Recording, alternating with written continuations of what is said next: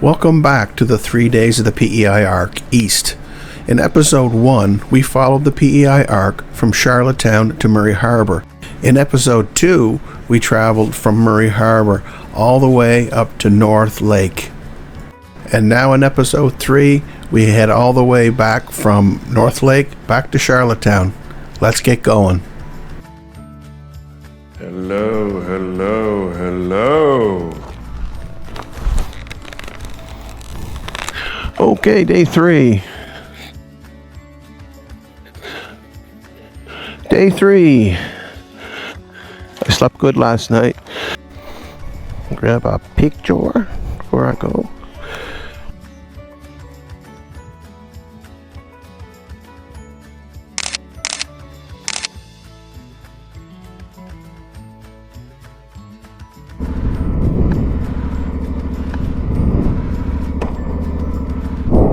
So let's go get some brekkie.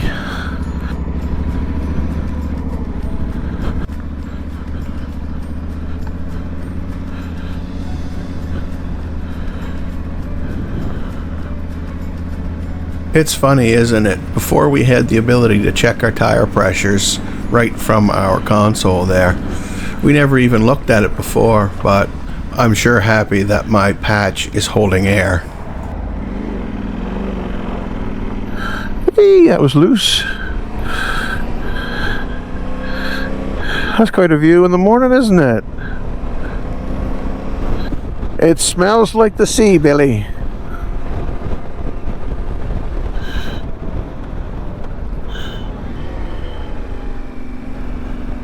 Yeah, it doesn't look super busy. Even better.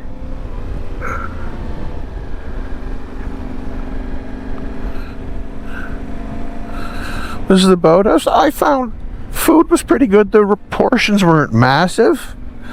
However, price was decent, I thought. Anyway. Let me assume my exact same parking position I had yesterday.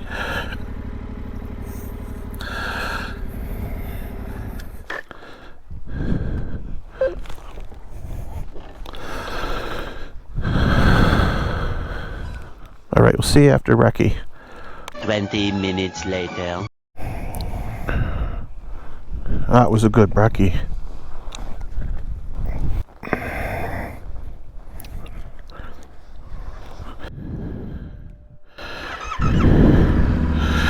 So a little bit of a change of plans here. I was going to go down and get gas, but I got more than half a tank.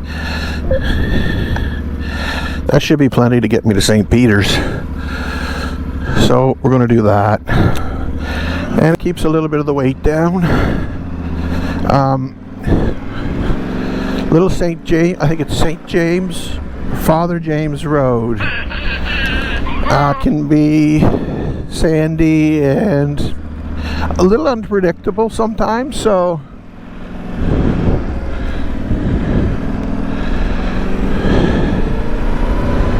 we'll leave the weight off. So, Father James Road. It can be interesting. So, here we go. For you guys out there that are expert ADV, you'll have no problem with this whatsoever. I would not classify myself as expert ADV. I'm intermediate. Not real interested in the hardcore. That's just me. You know what? I probably would have been if I was younger. When I was in my younger days, I did a lot of riding on sport bikes. Probably a lot faster than I should have. And I did some track time at Shubenacadie and that type of thing. And it was fun. As you get older, you begin to understand that when you break your body, it takes a long time for it to recover, and it's never quite the same again. I've ridden this quite a few times now, Father James Road. It's pretty through here, man. And so far, it's pretty good going. Like I say, I'm going to ride this like I was on vacation, which I am, and I got all the time in the world. No panic, no rush.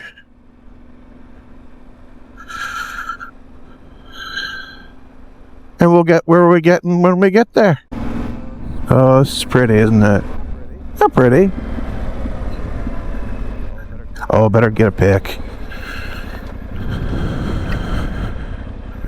Better get a picture.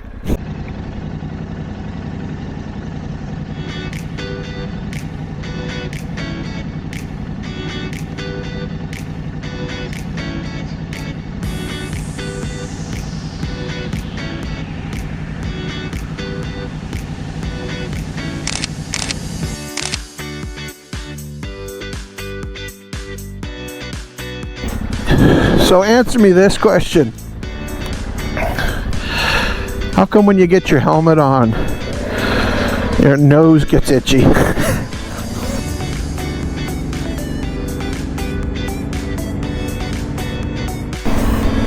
Gorgeous, isn't it?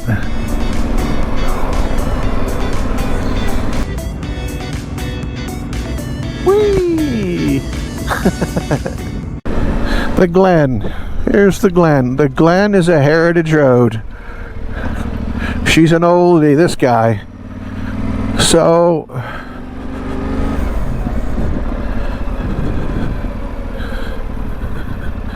on these guys, take your time. There's a cool story to every one of these.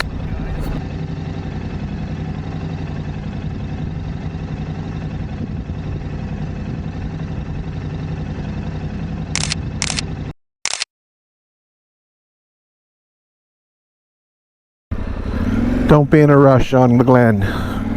Glen's pretty. The Glen area was once a very prosperous farming community with a mill and 2 blacksmith shops. Fine horses and driving wagons were status symbols that the residents proudly displayed along the route. Today, activity in the area centers around a shingle mill and farming. Stories of fairies abounded and still do in the area. Children would quietly await the appearance of these magical creatures. I try not to get going here. I'm trying to keep the speed down.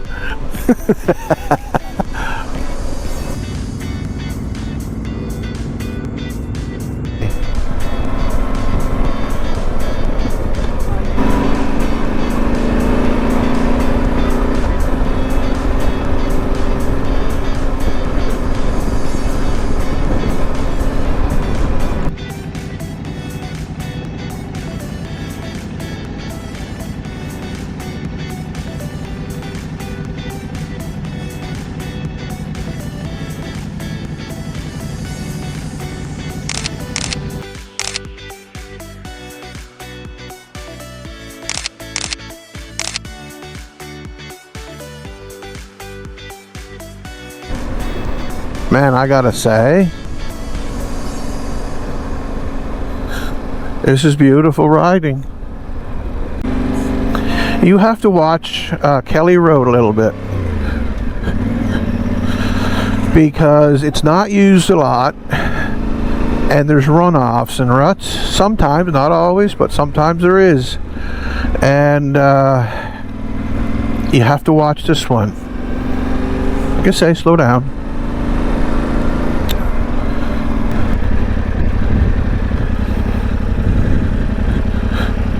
How long that guy's been here.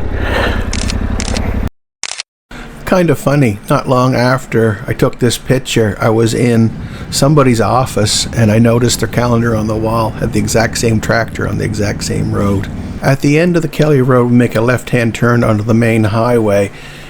Not very far, we'll be on asphalt, and then you can make a decision. You can make a left turn and continue on the main route, or you can make a right and go on an excursion up to New Frage Harbor. There you can check out the wharf. Also, there is Shipwreck Cove Lighthouse, and if you want a wild camp for the night, at the end of the Cow River Road there is a spot that you can put a tent down for the night. As soon as you finish the excursion, you'll be right back on the main route.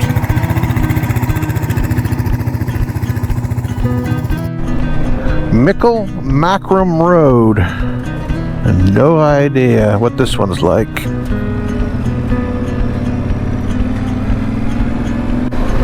Very few of the clay roads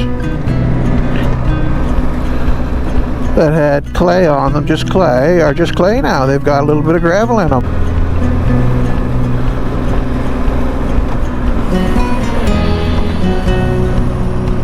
Boy, that's beat up, isn't it?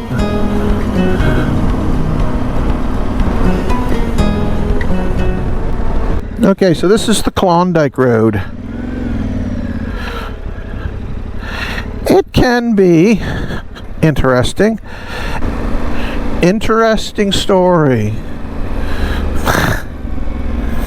On this road I had when I was originally started doing these, oh boy, I think I started kind of putting around with these tracks 2019, 18-inch. So at that time all I had was the SuperTenere. Great bike, but it's big, eh? And I was back here on this road, and honest to heavens, I wasn't going real fast. Faster than I am right now, and I don't know what I caught. The front wheel caught something, and I went I went from steering lock to steering lock, bang bang, just like that. It's like poof. And I thought, okay, well, I'm going down. And I could see, well, you can see there's not a lot of room here. I thought, well, that's it. I'm going down, and this is going to hurt. That's the first thing that flashed. Oh boy, this is going to hurt. And the next thing I knew, my wheel straightened up, and she kept on going. How? I don't know. But I thought, all right. Ooh, that's deeper than it looks. How I get out of that without going flat in my face, I have no idea.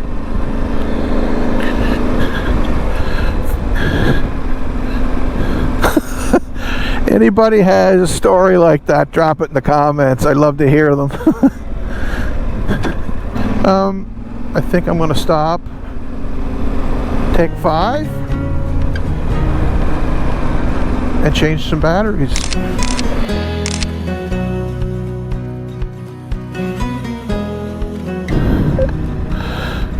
Off we go. Better put it in gear, right? That would help.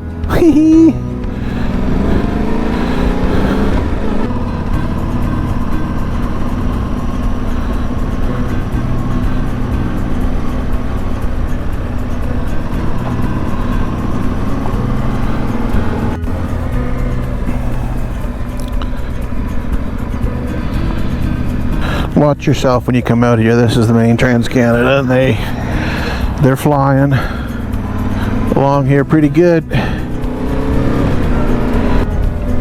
School road. School's out for summer.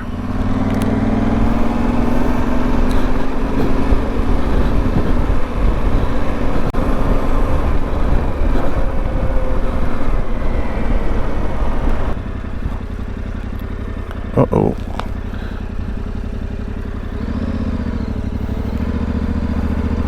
Is this closed?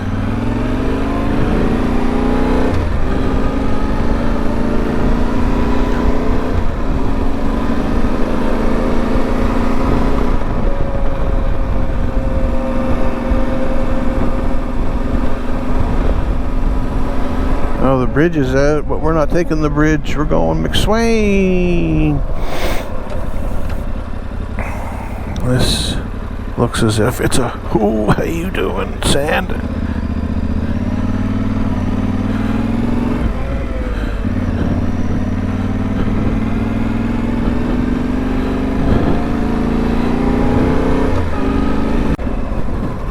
I've never gone this way before.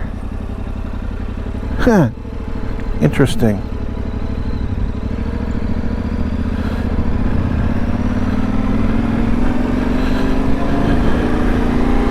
So it's kind of interesting. I've always done that. Every time I've ever ridden this, I've always gone counterclockwise.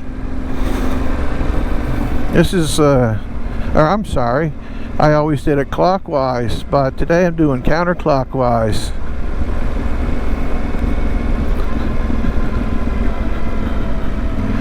And there's a nice view here. Somebody put the garbage there. That was good of them. Hang that on that tree. Ain't that nice? Cool, eh?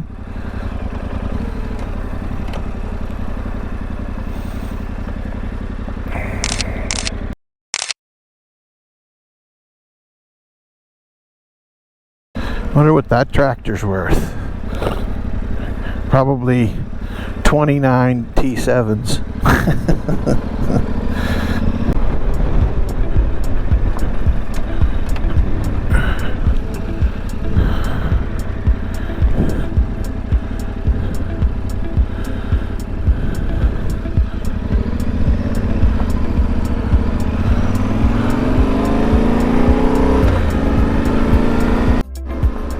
More gravel. This road is rougher than a dirt road. I would say the only people that really ever use this is a farmer that that farms that field.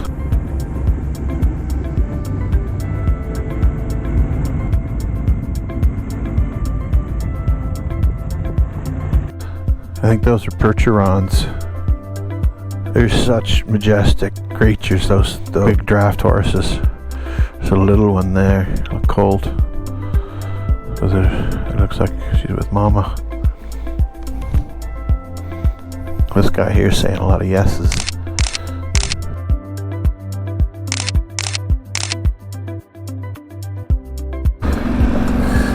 This is probably Amish people. Their grounds are always immaculate. This is all Amish territory. Yeah. You can tell why they use clotheslines. You see? They're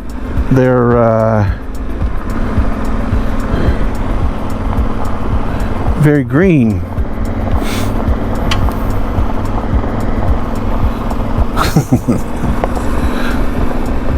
There's something to be said for the simpler stuff in life, right?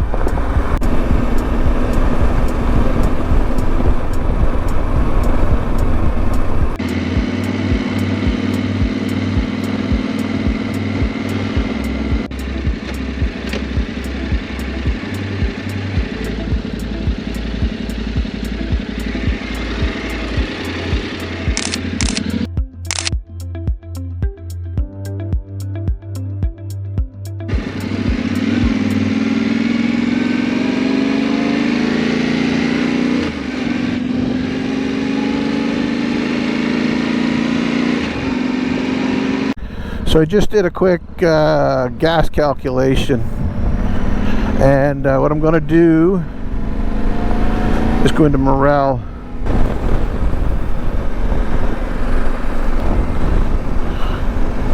Okay, so we're just coming into Morel to get some gas.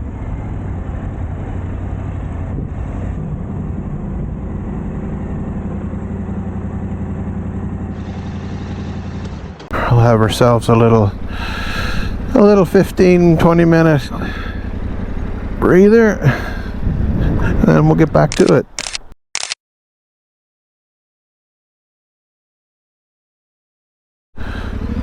Alrighty, here we go again.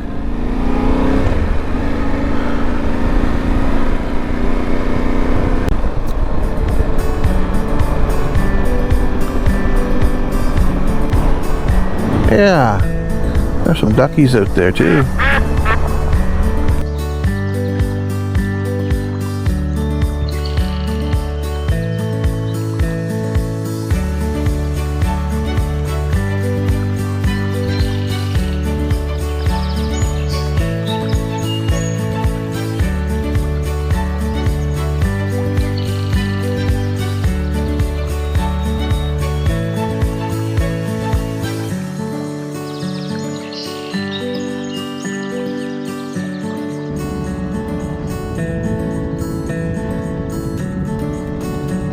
You know, it's a nice day for riding today. It's not warm. It's cool, which is nice. Cool. I think the only vehicles that use this is probably the tractors to get into the fields and stuff. Free Church of Scotland.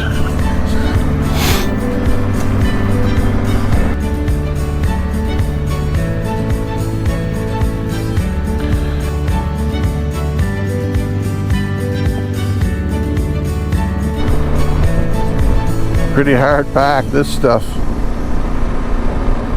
Now here's a question for you guys out there. In the winter, do they plow these roads? Because if they plowed them, all this loose gravel, that'd be right in the ditch. Or do they keep the blades up? I don't know. This one, McEwen, heavily used by tractors, logging, heavy equipment. Always seems to be a heavy truck on this road. Cool. I was gonna stop and get a picture, but then I thought, maybe not.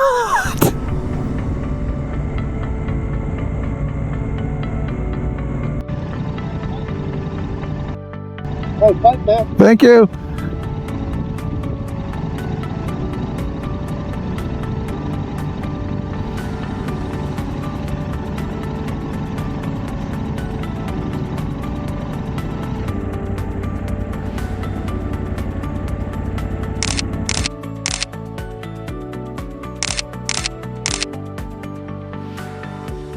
Now when you come to the end of the McEwen Road, you can make a choice. You can go right and go on an excursion up to St. Peter's Harbour Lighthouse, or just continue straight and keep on going on the main route.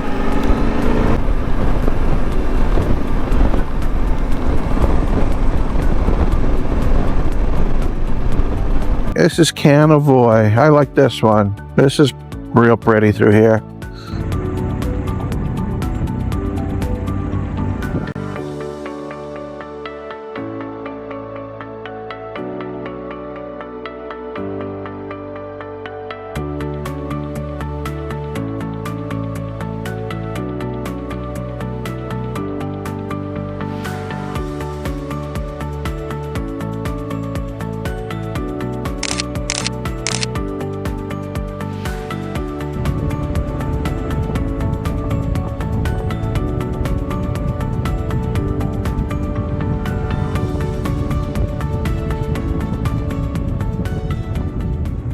Now at the end of the French River Road, you can make a decision to go right.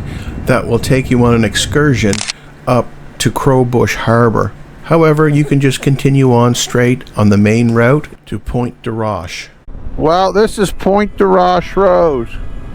This goes to the Afton Road. And at that point, we've completed the PEI Eastern Arc. Start to finish.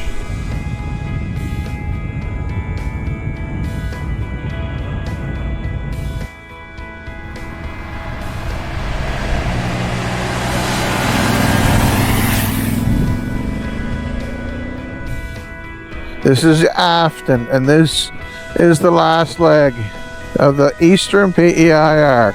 So after this part, you can make a choice. You can hook onto the mid loop. That will take you back down to the boat. If you want to go back to the boat, you can do that. It'll also loop you up to the bridge. If you're leaving and going to New Brunswick, then you can loop through there. At that point, once you get to the boat, you can make another decision whether you want to go west or not, and follow the Western Arc. That Western one, that's more of a scenic one. It takes you can take two routes. There's a dirt one, and there's also a fully asphalt part too. Thank you so much for tagging along. I hope that gave you guys a real good idea of what it's like up on the eastern end of PEI. Come on over, take your time, book 3 days. That'll give you time to do some stuff. I didn't do any of the excursions. There's a bunch of excursions in that too. So you could easily spend 5 days up there. Easy. So I encourage you. If you have an adventure bike, any size, you can do that. There's some challenging sandy spots, but you can get through it. It's not that difficult. Well, I really hope you enjoyed the 3 days of the PEI ARC East. I think I may make this an annual thing, and I may do a couple of days of camping on each end every year. I really enjoyed it, and I think you will too. So thanks for watching. God bless, and we'll see you next time.